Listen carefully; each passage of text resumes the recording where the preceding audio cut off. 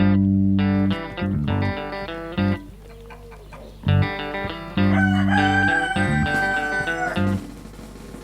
is episode 65 of the Get in My Garden podcast, and I'm Aaron Moskowitz. Today we're back with Steve Abbott of Abbott's Family Farm in Sumner, Maine, discussing considerations when getting started as a market gardener and how to bootstrap your way to profits. Steve shares what he has learned about the importance of building relationships at the market and building your loyal customer base. Then he talks crop considerations and rotation strategy. If you're considering market gardening, you can also listen to more content from Steve Abbott in episode 62, which was published a couple weeks ago, or go back to the beginning of this podcast a couple years ago, and there's actually quite a lot of farmers market content. Send me a message on the website, getinmygarden.com, or via Instagram at getinmygarden, where I share content about this podcast. Also, sign up for the weekly newsletter, which includes highlights from the podcast, including information about the guests, supplemental content, and amazing articles and books I've discovered, as well as the products and promotions you literally cannot live without. Okay, so maybe I'm exaggerating a little bit. Anyhow, you can also be added to the list by joining the Facebook group Soil Balance with Microbes, Minerals, Fungi, Fertilizers, and Bugs, then sharing your email in the questions section when you first join. Next week, we'll have another episode with content from the Soil Food Web geniuses at Catalyst Bioamendments. Stay tuned. I don't think about it as a competition with the other vendors for the random customers who might stop by from time to time. I'm going to get some sales from there, but I'm thinking about it more as, even at farmers market, I want to know that I've developed my solid customer base for coming to me first and get what they can from me, and then understand that they're going to go shop from the other vendors. And I understand other farmers really should be working on that same thing, where they build a rapport with certain people who I might not connect with as well, who are going to come to them first. I know that some people have been really clever about, bringing the, different color produce and something that's attention getting or unique. And that's one way that they've countered, masses of the same crop coming at the same week. In terms of growing the different colors, different varieties, I'm definitely all about what produces really well and what I can grow really efficiently. And so I'm not going to try very hard to grow something unique if it's a lot harder to grow. But I do very well with mixed color carrots. There's one big orange beefsteak type tomato that grows well in the hoop house. It's bee orange, which for me, I think every single year I've grown it, it's outproduced every red tomato that I've grown. So I'm quite happy to be the guy at farmers market who has the big orange tomatoes, and to really develop that because they do so well.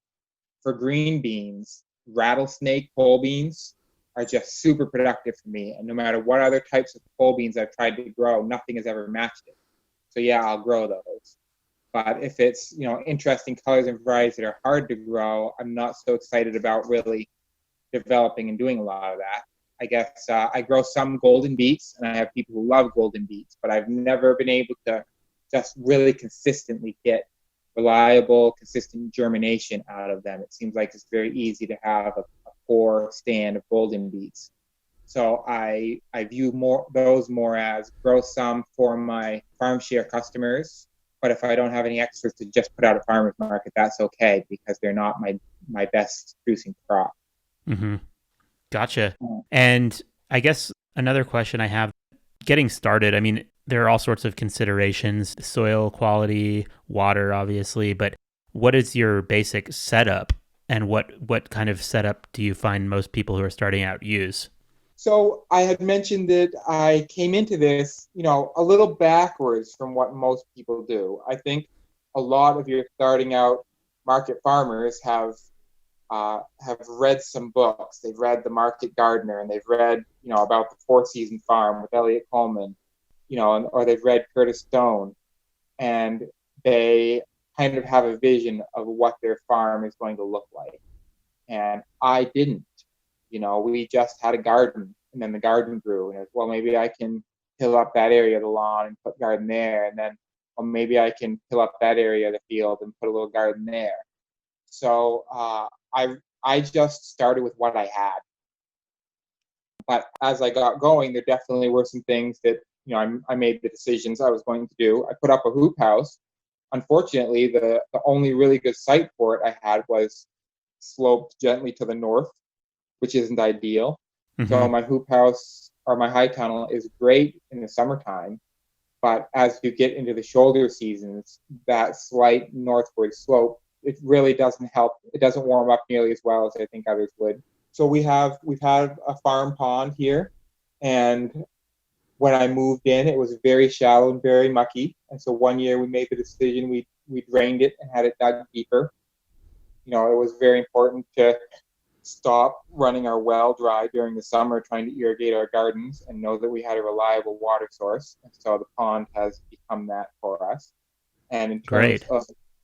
of the soil, we started with what we had, and it was decent soil, but it was definitely worth. You got to take a soil test when you're starting, and amend is necessary. And a couple of years ago, we put a very heavy compost application on everything in order to just loosen up and lighten up the soil a lot and really give it a high dose of organic matter. And I think that's greatly helped with the overall drainage of the area and keeping things dry.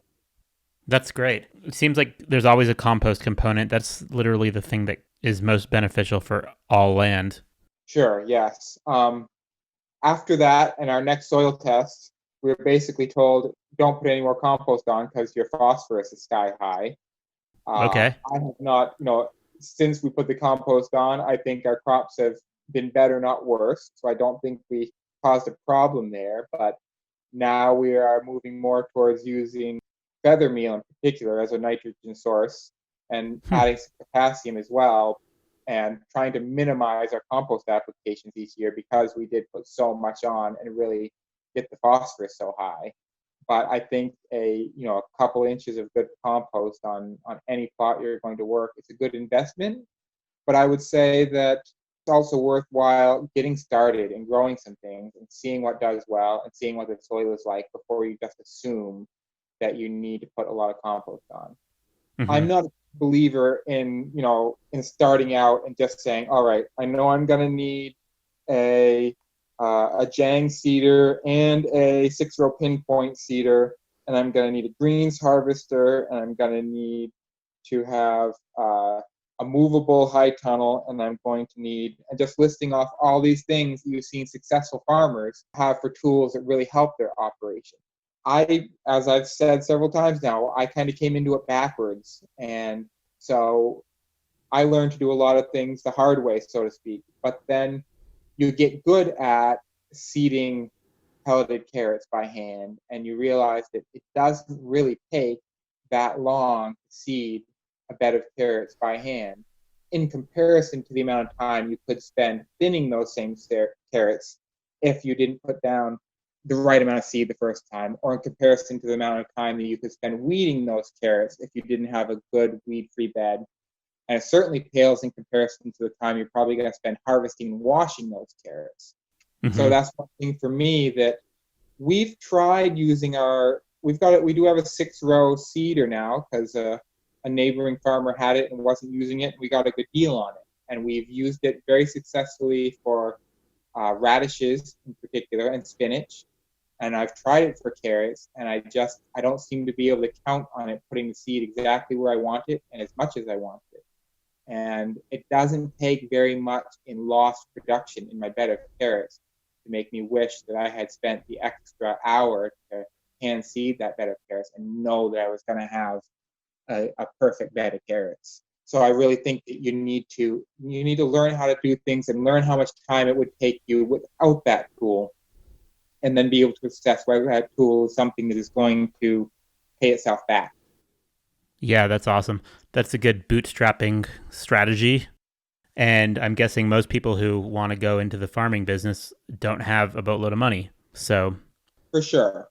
Yeah, that's something we haven't talked about a lot is we went into it, we didn't have any money, but we also didn't have any debt. And I think it's very important to know that you're debt free and hopefully have at least a little bit of money in your savings account, and be able to look at it just like, well, I'm going to go this first year, and if I can stay out of debt, then I can go for it a second year. If I can stay out of debt, I can go for it a third year. And hopefully, as you get into your third year and your fourth year, you're not just staying afloat anymore. Now you're really learning your trade, and you're starting to be able to make more money, that you're not just making ends meet. And at that point, I think it's really great to start assessing what tools you can afford to invest in that will really help you to take the next step. Now, I understand that there are other ways to go into it that work for people. And it might be that rather than learn on your own farm like I did, you're going to go out and find an apprenticeship or work on another successful farm and be able to basically start yourself off a few years ahead of where I started. But just that way really worked well for me. There's always bumps in the road. And is there anything that you could tell people about that, I mean, something that blindsided you, a good story like that, or things that you've learned about from other people, mistakes that they've made when they've just gotten started?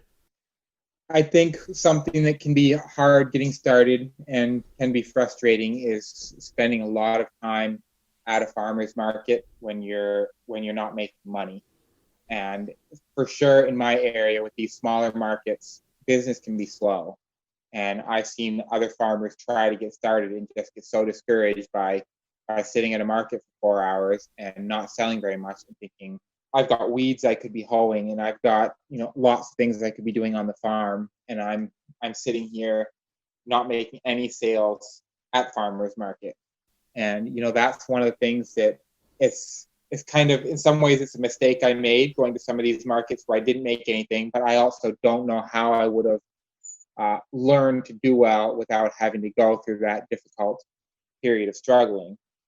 But I think it highlights that as much as you can have some sales outlets lined up before you put any seeds in the ground, you should try to. You should talk to some restaurants if you can, who are interested in buying certain crops and have some outlets already there. Or you should talk to your neighbors, people who are close enough to you who will sign up for a CSA, understanding that this is your first year and you're just trying it out and you're not really sure how it will go, and that you'll work with them if you just don't have the volume to fill their bag in a particular week. You'll work with them on what the price needs to be or whatever. As much as you can have that lined up, that's great. And some other mistakes just in terms of like crop planning and what we tried to do that hasn't worked. One would be trying to cram in rotations too close together. We try to get good production, but for example, in our high tunnel, the spring season is short enough that if we try to plant any greens ahead of our tomatoes, for example, we can't get the greens out in time. And so we have set our tomato plants way back by having lettuce and kale and chard in those beds that just wanted, a couple more weeks to get finished, getting up to size before we took them out. But the nutrients just weren't available for the tomato plants early on, and we set them back that way. Also, things like, I feel like there can be a feeling of this competition to be the first one to market. If you can be the first one to market with X, Y, or Z, you're going to really make a killing. And for me, it was a process to learn that, sure, if you can be the first one, you can sell it really well that week. But if you have customers who are reliable and who are going to buy from you when it's ready, it's not that big of a deal to be a week later. And if you try to plant something too soon in a season that's not suited for, and you don't get good germination, then you kind of got a half of a stand of green beans, and you're like, well, now do I try to fill it in? Do I try to move some plants? Do I just scrap it and start over? That just tends to be more of a stress, and it's going to kill your actual production in that bed. So green beans is a great example where, we just wait until the weather is warm enough and the soil is warm enough, and we know we can plant our green beans and they're going to come up well and they'll produce when they produce. And green beans, they're another one of those crops that take enough time to pick, but they're not highly profitable. So we want to just have a few weeks where we have plenty of green beans for all of our shareholders who want them. And it doesn't matter whether they're a little bit earlier or a little bit later. We want to know that bed of green beans is full and we're getting as much production out of as we can so that we get as much efficiency in our harvesting as we can. That makes a lot of sense. And also the thing that I heard you say in many ways is that you really do have to have the customers. So in order to do that as a new farmer, you really have to foster in yourself a sense of friendliness and, networking and building relationships at the market. Yeah, for sure. Thanks for listening to the podcast. Feel free to send me a message on the website, getinmygarden.com, or via Instagram @getinmygarden, where I share content about this podcast. Let me know what you like and don't like and ways I can improve and what you'd love to hear more of. Also, sign up for the weekly newsletter, which includes highlights from the podcast, information about the guests, supplemental content including amazing articles and books I discover, as well as products and promotions you literally cannot live without. Anyhow, you can also be added to the list by joining the Facebook group, Soil Balance with Microbes, Minerals, Fungi, Fertilizers, and Bugs, then sharing your email in the questions section when you first join. Next week, we will have more content about the soil food web, including composting. Stay tuned.